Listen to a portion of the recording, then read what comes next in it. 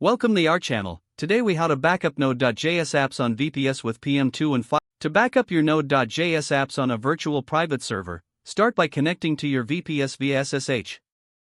Use a terminal or command prompt to access your server.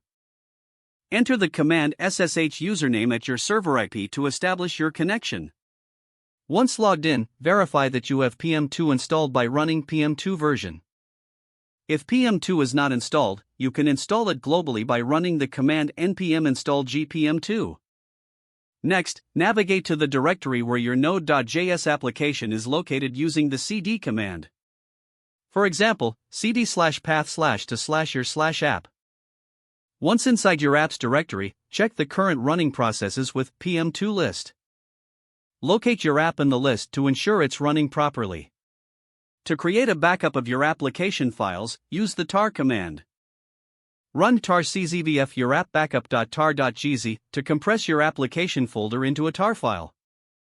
This command creates a compressed file named your app backup.tar.gz in the current directory.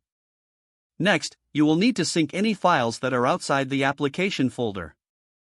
For this, use a file synchronization tool like rsync.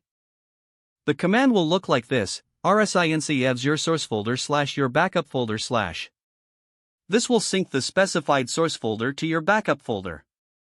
Make sure to replace your source folder with the actual path of the files you want to backup. After the sync process is complete, check your backup files to confirm they are present. To automate your backup process in the future, consider setting up a cron job. Edit your crontab file by running crontab e. Add a line that schedules your backup script to run at your desired interval. For example, to run it daily at 2 a.m., you can use 02***/path/to/your/backup script.s. Save and exit the crontab file. With these steps, you should now have a reliable backup process for your Node.js applications on your VPS. If the page does not load, refresh the browser or try again in a private or incognito window. Make sure you are using the correct email address, then retype it carefully to avoid small typos. If your password is not accepted, use the reset option and create a new strong password you can remember. Check your spam folder for verification or security emails, then complete any requested confirmation steps.